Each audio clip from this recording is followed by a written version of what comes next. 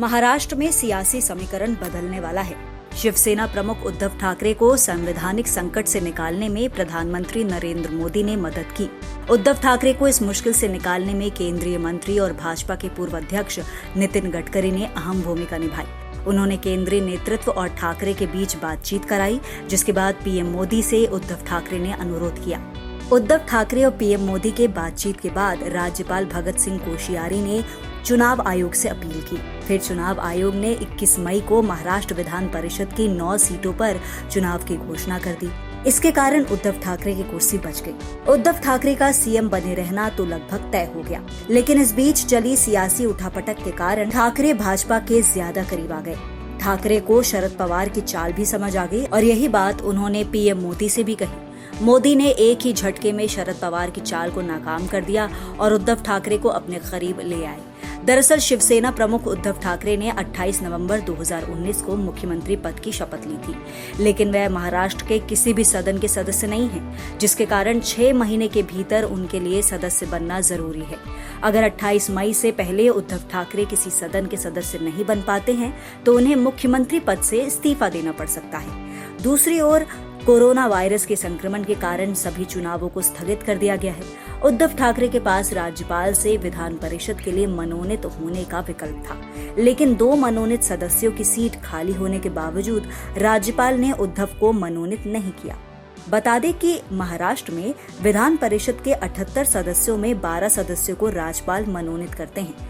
अक्टूबर 2019 में एनसीपी के 2 मनोनीत विधान परिषद सदस्यों ने भाजपा में शामिल होने के लिए इस्तीफा दे दिया था।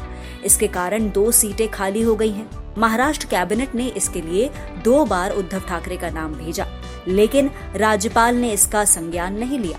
महाराष्ट्र कैबिनेट राज्यपाल को इस बात के लिए मजबूर नहीं कर सकती, क्योंकि कोश्यारी के पास कैबिनेट की सलाह नहीं मानने की संवैधानिक वजह है। विधान परिषद की दोनों खाली सीटों का कार्यकाल जून तक का है। दोनों सीट अक्टूबर से खाली हैं, जिसका मतलब है कि इसका बचा हुआ कार्यकाल 9 महीने का होगा। संविधान के प्रावधानों के अनुसार अगर किसी सदन की खाली पड़ी सीटों का कार्यकाल 1 साल से कम हो तो उपचुनाव नहीं कराया जाएगा। ऐसे में राज्यपाल के ऊपर ठाकरे को मनोनीत करने के लिए दबाव नहीं बनाया जा सकता था। हालांकि शरद पवार इस बात को जानते थे, लेकिन उन्होंने उद्धव ठाकरे को बार बार राज्यपाल से मनोनीत कराने की अपील की। लेकिन जब समय नजदीक आया तो उद्धव को यह बात समझ में आने लगी। उन्हें पता चल गया कि शरद पवार उनके साथ धोखा कर रहे हैं। अगर उद्धव ठाकरे किसी सदन के सदस्य नहीं बन पाते तो उन्हें इस्तीफा देना पड़ता। ऐसे में कांग्रेस और एनसीपी किसी भी स्थिति में शिवसेना के किसी दूसरे व्यक्ति का नेतृत्व स्वीकार नहीं करती।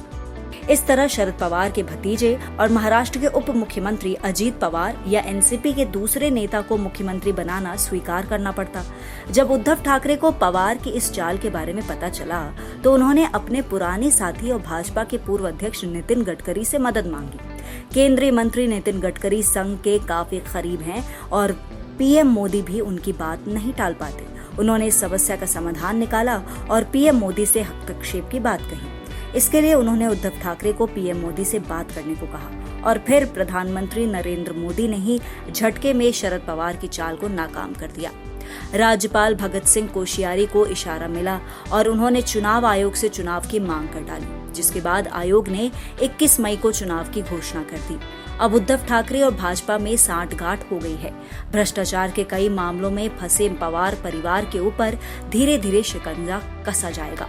अजीत पवार के ऊपर सिंचाई घोटाले में शामिल होने का आरोप है। महाराष्ट्र एंटी करप्शन ब्यूरो ने तो कई मामलों में उन्हें क्लीन चिट दे दी थी, लेकिन अब दोबारा उनकी फाइल खोली जा रही है। प्रवर्तन निदेशालय इनकी जांच कर रहा है। कुछ इसी तरह के कोऑपरेटिव बैंक और चीनी मिल से जुड़े मामले भी हैं, जिसमें पवार परिवार फंसा हुआ है। पहले उनके ऊपर भ्रष्टाचार का मामला चलेगा और फिर उद्धव ठाकरे इसे मुद्दा बनाकर एनसीपी से अलग हो जाएंगे। भाजपा कुछ समय के लिए ठाकरे की सरकार को बाहर से समर्थन देगी और फिर भाजपा को सरकार में शामिल किया जाएगा।